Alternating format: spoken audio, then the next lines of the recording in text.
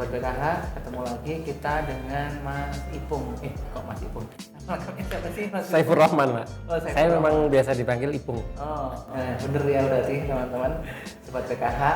Ini Mas Ipung masuk di PKH sejak kapan? Tahun 2015, bulan Agustus. Tanya gimana Mas?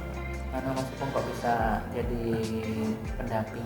Sebenarnya informasi itu didapat dari teman, Pak. Nah, kebetulan teman ngasih tahu, ini kayaknya ada pekerjaan yang passionnya yang kamu suka gitu di bidang sosial gitu. Saya sampai nggak lihat nih, ini nanti kerjanya apa. Sudah tahu itu bidang sosial, langsung aja kita coba daftar. Kemudian saya baru cari tahu, oh ternyata ini berkaitan erat dengan kemiskinan. Nah, kebetulan memang Wonosobo waktu saya daftar itu memang di posisi termasuk di Jawa Tengah itu paling rendah. Untuk tingkat kemiskinannya itu paling tinggi dan rankingnya paling rendah lah istilahnya. Itu tesnya itu gampang atau susah? Susah sekali Pak, karena kita harus melalui proses online, kemudian kita juga ada tes tertulis itu sampai nggak cuma sekali, sampai 2 kali, kemudian ada tes interview juga. Jadi memang seleksi dari ribuan online, kemudian di tes tertulis dan wawancara juga ada banyak itu memang luar biasa. Saya dengar ada FGD segala. Iya benar. Diskusi. Iya ada seperti itu. Sobat PKH, ini sebuah perjuangan yang luar biasa, di mana teman kita Ipung ini harus bisa ngalahin banyak orang. Nah, sempat grogi atau enggak ini?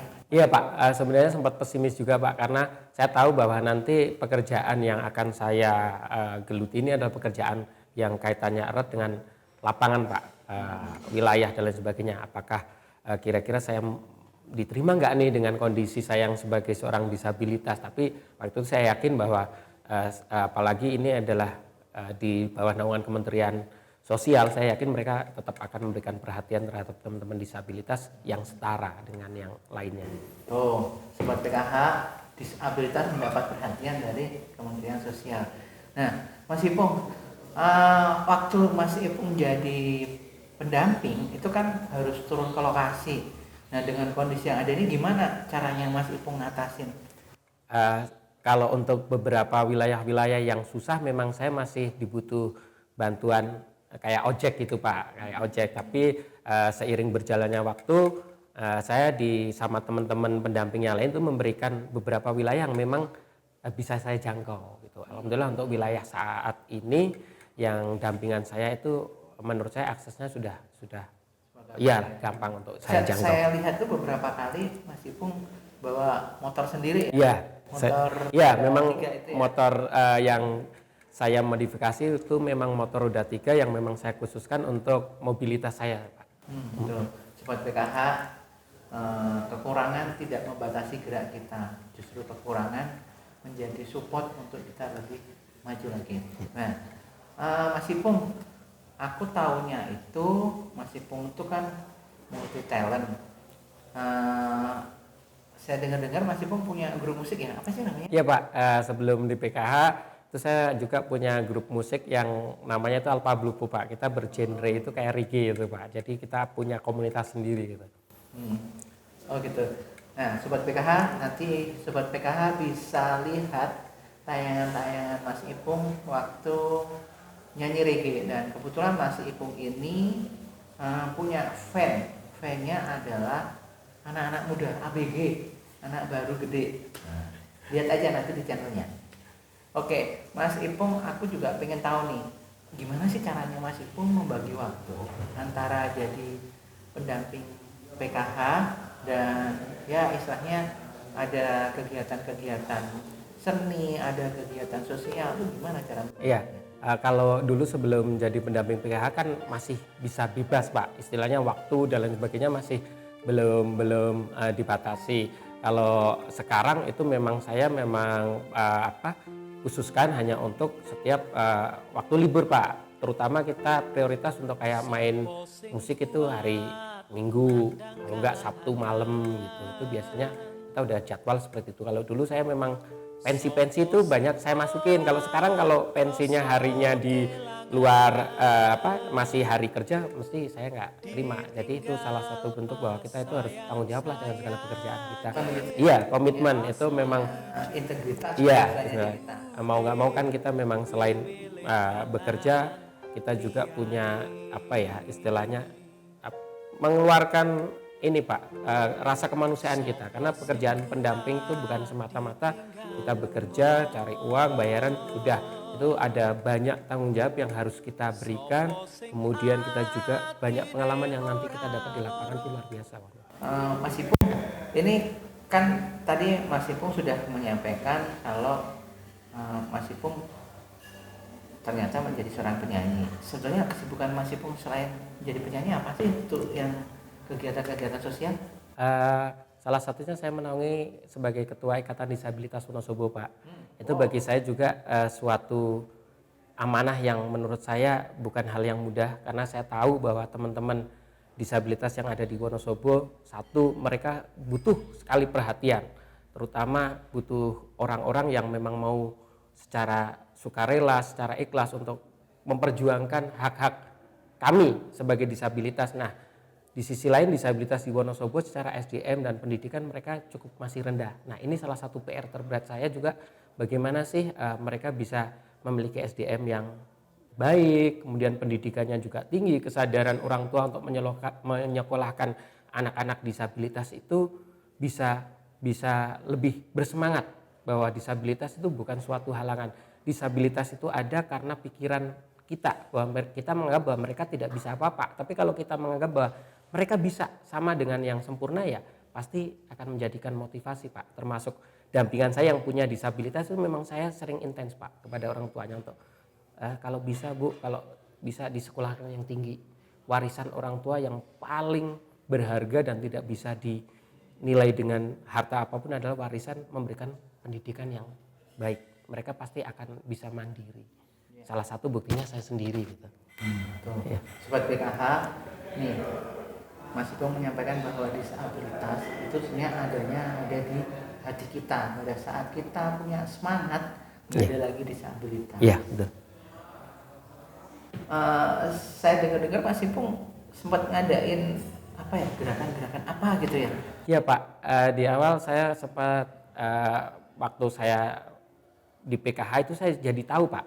Salah satunya kondisi teman-teman disabilitas itu banyak yang belum mendapatkan alat bantu untuk disabilitas, salah satunya yaitu kursi roda. Makanya waktu itu saya punya gagasan untuk melakukan gerakan Wonosobo berbagi kursi roda, dan di situ saya mohon izin kepada dinas sosial, kemudian kebetulan surat rekomendasinya langsung dari Pak Bupati di ACC, kita cari donasi untuk mengumpulkan donasi dari nilai paling rendah Pak 2.000, tapi bisa mewujudkan mimpi teman-teman disabilitas, yaitu dengan kita berdonasi kita bisa memberikan kursi roda, dan alhamdulillah hasilnya luar biasa Pak, di luar dugaan saya. Itu dari 3 bulan itu kita bisa mendapatkan 500 unit kursi roda. Wow, ini Sobat PKH, Mas Ipung aja bisa bikin gerakan mengadakan kursi roda, ya kan? Bagaimana dengan Sobat PKH? Apa yang sudah Sobat PKH lakukan? Bagus itu ya.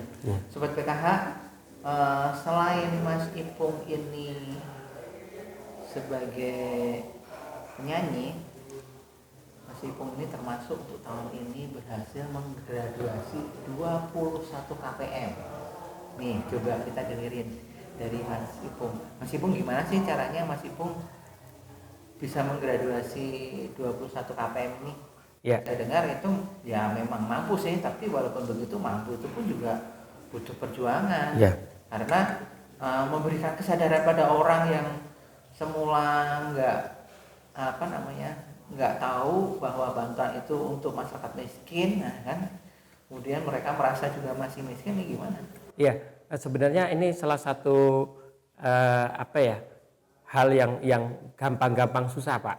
Saya bilang mungkin lebih banyak susahnya, karena mereka kalau sudah menerima bantuan untuk lepas itu sangat sulit sekali. Nah, di saat momen-momen seperti adanya FDS, kemudian pertemuan kelompok, itu memang yang saya tekankan di awal pembukaan itu adalah motivasi Pak, bahwa kita itu lebih baik memberi daripada harus menerima. Kemudian dengan adanya kita bersyukur kita jauh lebih baik karena di bawah yang mungkin banyak yang belum mendapatkan bantuan itu lebih banyak. Nah, dengan adanya mereka yang sudah secara ekonomi sudah lebih baik kemudian mau mengundurkan diri itu bisa menjadi nilai ibadah sendiri gitu Pak buat mereka karena mereka sudah merelakan mengikhlaskan bantuannya, merasa sudah mampu, secara otomatis kan alokasi bantuan yang nanti ke depannya kan bisa diberikan benar-benar untuk yang membutuhkan.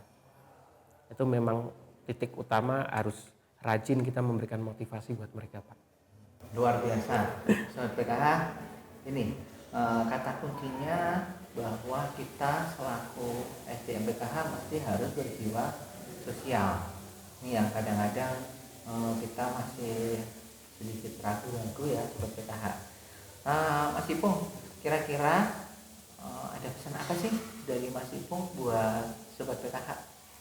Pastinya untuk teman-teman pendamping PKH semua di seluruh Indonesia bahwa jadikan pekerjaan ini sebagai pekerjaan yang memang menjadikan kita itu bisa menjadi manusia yang seutuhnya.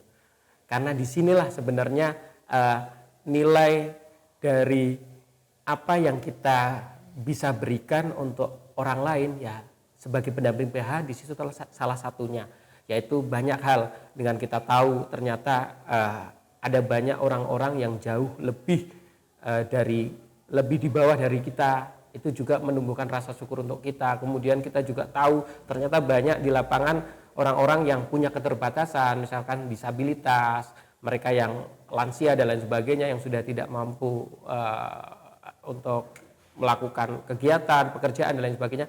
Kita tahu, nah di situ rasa kemanusiaan itu benar-benar menjadikan kita bisa lebih terolah lagi Pak. Terolah lagi, kemudian menjadikan semangat kita untuk tetap berusaha menjadi manusia yang bermanfaat. Salah satunya ya ini, menjadi pendamping PKH ini. Luar biasa.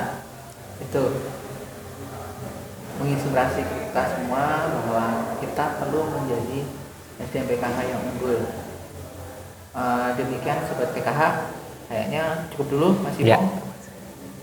Sampai ketemu lagi Sobat PKH di acara berikutnya, episode berikutnya dengan bintang yang lain. Salam PKH.